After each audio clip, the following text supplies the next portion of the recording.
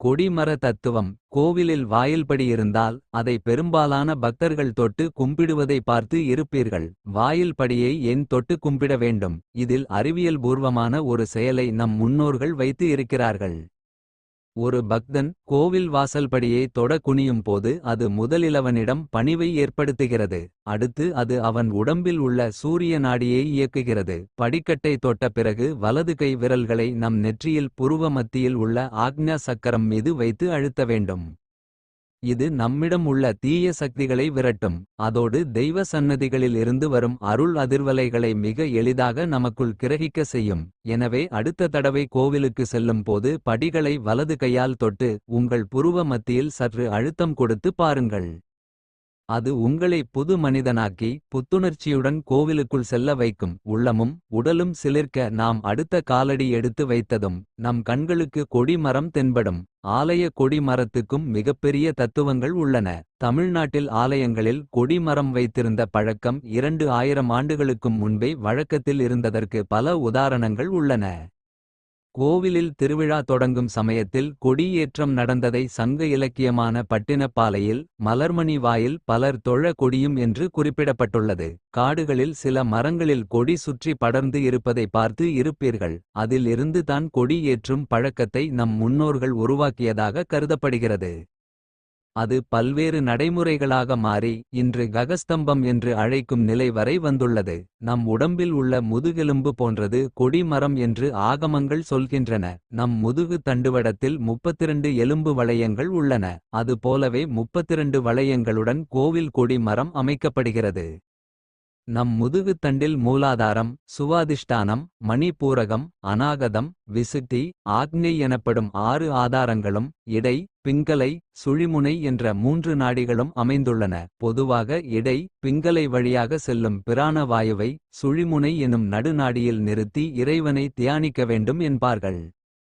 இதனால் மனம் ஒரு நிலைப்படும், இறைவன் வெளிப்படுவான். இந்த அடிப்படையில்தான் கொடிமரம் அமைக்கப்படுகிறது. கொடிமரம் ராஜகோபுரத்தை விட அதிக உயரமாக இருக்காது.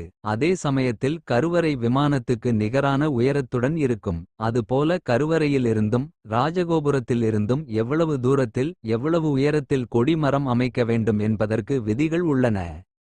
இது கோவிலுக்கு கோவில் மாறுபடும். ஆனால் பெரும்பாலும் கொடிமரத்தில் 5இல் ஒரு பாகம் பூமிக்குள் இருக்கும்படி அமைப்பார்கள். இதன் அடிப்பகுதி அகலமாகவும் சதுரமாகவும் இருக்கும். இதற்கு சமபீடம் என்று பெயர். இந்த சதுர பாகம் படைப்பு தொழிலுக்கு உரியவரான பிரம்மாவையும் அதற்கு மேல் உள்ள எண்கோணப் பகுதியான விஷ்ணு பாகம் காத்தல் தொழிலுக்கு உரியவரான விஷ்ணுவையும் அதற்கு மேல் உள்ள நீண்ட ருத்ர பாகம் சம்ஹாரத் தொழிலை செய்யும் சிவபெருமானையும் குறிக்கும். அதாவது கொடிமரம் என்பது மும்மூர்த்திகளையும் அவர்கள் மேற்கொள்ளும் 3 தொழில்களையும் உணர்த்துகின்ற ஒரு அடையாளமாக திகழ்கிறது. இதன் மூலம் கோவிலில் நுழைந்த உடனேயே வாழ்வின் 3 முக்கிய அம்சங்கள் நமக்கு உணர்த்தப்பட்டு விடுகின்றன. கொடிமரம் முழுவதும் பல்வேறு இறை உருவங்களை சிற்பங்களாக வடித்திருப்பார்கள்.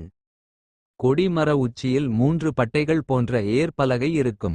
இதனை திருஷ்டி பலகை என்றும் சொல்வார்கள். இதில் சிறு சிறு மணிகட்டி தொங்க விட்டிருப்பார்கள்.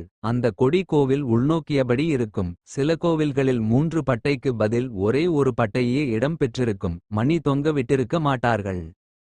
ஒவ்வொரு ஆலயத்துக்கு ஏற்ப இந்த அமைப்பு காணப்படும். ஒரே பட்டையுடன் இருக்கும் கொடிமர அமைப்பை கருடஸ்தம்பம் என்று சொல்வார்கள். சில ஊர்களில் கல்லில் கூட கொடிமரம் உள்ளது. இத்தகைய அமைப்புடைய கொடி மரத்தில் திருவிழா நாட்களில் கொடி ஏற்றுவார்கள். ஏன் கொடி ஏற்றுகிறார்கள் தெரியுமா? அதிலும் பல்வேறு தத்துவங்கள் அடங்கி உள்ளது. பொதுவாக கொடி என்பது ஆட்சி அதிகாரத்தை குறிக்கும். பழங்காலத்தில் ஒரு மன்னன் பக்கத்து நாடு மீது படையெடுத்து சென்று அந்நாட்டை பிடித்தால் அங்கு தன் அதிகாரம் வந்துவிட்டதை குறிக்கும் வகையில் தனது கொடியை பறக்க விடுவான். அதே போன்றுதான் திருவிழா நடக்கும் நாட்களில் அந்த ஊர் முழுவதையும் ஆண்டவன் தன் கட்டுப்பாட்டுக்குள் வைத்திருப்பதை உணர்த்த கோவில்களில் கொடி ஏற்றம் நடத்தப்படுகிறது. இது மக்கள் மனநிலையில் மாற்றம் ஏற்படுத்தவும் விழா சமயத்தில் வெளியாட்களால் நோய் பரவல் ஏற்படுவதையும் தடுக்கிறது. இதை கருத்தில் கொண்டே கொடி ஏற்றுவதற்கு முன்பு கல்பம் அனுகல்பம் என்ற இருவகை சடங்குகளை செய்வார்கள். கொடி ஏற்றுவதற்கு முன்பு தேவதைகளை ஆவாகனம் செய்வது கல்பம் எனப்படும். கொடி ஏற்றிய பிறகு தேவதைகளை ஆவாகனம் செய்வது அனுகல்பம் எனப்படும். இந்த சடங்குகள் மூலம் கோவில் கொடி மரங்கள் சக்தி மிக்கவைகளாக மாறுகின்றன. இத்தகைய மரத்தில் கொடி ஏற்றுவது இறைவனின் படைப்புத் தொழிலை குறிப்பதாக சொல்கிறார்கள். எப்படி தெரியுமா? கொடி மரம் என்பது இறைவன், கொடிக்கயிறு, சக்தி, கொடித்துணி, ஆத்மா, கொடியேற்ற பயன்படுத்தும் தர்ப்பை கயிறு, பாசம் ஆகியவற்றை குறிக்கும். கோவிலில் கொடி ஏற்றும் போது குருக்கள் வேதமந்திரங்கள் முழங்க தர்ப்பை கயிற்றுடன் வெள்ளை துணியை வளைத்து ஏற்றுவார்கள். இது உயிர்களையும் அறத்தையும் உயர்ந்த நிலைக்கு உயர்த்துவதை உணர்த்துகிறது. இறைவனிடம் பாசக்கட்டு அருமாறு நம்மனதை பலியிட வேண்டும் என்பதற்காக ஆன்மாவை பாசக்கயிறு சுற்றியுள்ளதை காட்டும் வகையில் கொடி மரத்தில் கயிறு சுற்றப்பட்டிருக்கும். லௌகீக வாழ்க்கையில் சிக்கித் தவிக்கும் நாம் எல்லோருமே பாசத்துக்கு கட்டுப்பட்டவர்கள். தர்ப்பை கயிறு எனும் பாசத்தால் கொடி துணி எனும் உயிர் கட்டப்பட்டுள்ளது. அந்த உயிர் இறைவன் திருவடியை அடைதல் என்ற தத்தவத்தை கொடி ஏற்றம் நமக்கு சுட்டிக்காட்டுகிறது. நமது உயிர் இறைவன் திருவடியை தஞ்சமடைய வேண்டுமானால் நம் மனமும் ஒரு முகமாக நிலை நிறுத்தப்பட வேண்டும். இதை உணர்த்த கொடி மரம் நேராக நிமிர்ந்து நிற்பதாக சொல்கிறார்கள். இன்னொரு வகையில் சொல்வதென்றால் அசுர சக்திகளை அகற்ற, சிவகணங்களை கோவிலுக்குள் அழைக்க, ஆலயத்தையும் பக்தர்களையும் பாதுகாக்கவே கொடி ஏற்றம் நடத்தப்படுகிறது. அதனால்தான் கொடி மர உச்சியில் அந்தந்த ஆலய இறைவனின் வாகனம் ஒரு அடையாள சின்னமாக அமைக்கப்படுகிறது. சிவன் கோவிலில் நந்தி, பெருமாள் கோவிலில் கருடன், அம்மன் கோவிலில் சிங்கம், விநாயகர் கோவிலில் எலி, முருகன் கோவிலில் மயில், சாஸ்தா கோவிலில் குதிரை உருவம் அமைக்கப்படும். இந்த உருவங்களைத்தான் அந்தந்த ஆலயங்களில் கொடிகளில் வரைந்து ஏற்றுவார்கள். கீழ்நிலையில் உள்ள ஆன்மாவை இறைவன் உயர்நிலைக்கு உயர்த்துகிறான் என்பதை இது காட்டுகிறது. இப்படி பல்வேறு வகைகளில் சிறப்புடைய கொடி மரத்துக்கு மூல லிங்கத்துக்கு செய்யும் அபிஷேகம், ஆராதனை, நைவேத்தியம் முதலிய அனைத்தும் செய்ய வேண்டும் என்பது விதியாகும். அந்த அளவுக்கு கொடி மரம் மூலவருக்கு நிகரானது. இன்னும் சொல்லப்போனால் கொடிமரம் அருகில் நின்று நாம் செய்யும் எல்லா பிரார்த்தனைகளும் மூலவரிடம் எதிரொலிக்கும் என்பது குறிப்பிடத்தக்கது. கொடி மரத்தை தொட்டு வணங்கினால் மட்டும் போதாது, சுற்றி வந்தும் வணங்குதல் வேண்டும். மகாவித்வான் மீனாட்சி சுந்தரம் பிள்ளை ஓரறிவை ஆறறிவு வணங்குகிறது என்று பாடியுள்ளார். ஓரறிவுள்ள மரத்தை ஆறறிவுள்ள மனிதன் வழிபடுகிறான் என்பது இதன் பொருள். இந்த வணக்க முறைக்கும் விதிமுறை உள்ளது. நாம் கால் நீட்டி விழுந்து வழிபடும்போது பின்புறம் எந்த தெய்வ சன்னதியும் இருக்கக்கூடாது. ஆலயத்தின் உள்ளே பல சன்னதிகள் இருக்கும் என்பதால் தான் விழுந்து வணங்கக்கூடாது. கொடிமரம் இருக்கும் பகுதியில் எந்த சன்னதியும் இருக்காது என்பதால்தான் கொடிமரம் அருகே விழுந்து வணங்க வேண்டும் என்கிறார்கள். ஆண்கள் எப்போதும் 2 கால்கள், 2 கைகள், 2 காதுகள், நெற்றி, மார்பு ஆகிய 8 உறுப்புகளும் தரையில் படும் வகையில் அஷ்டாங்க நமஸ்காரம் செய்தல் வேண்டும். பெண்கள் தலை, 2 முழங்கால், 2 உள்ளங்கைகள் ஆகிய 5 உறுப்பபுகள் தரையில் பட பஞ்சாங்க நமஸ்காரம் செய்ய வேண்டும். கொடி மரத்தை வழிபடும்போது நேராக நின்று வணங்கக்கூடாது.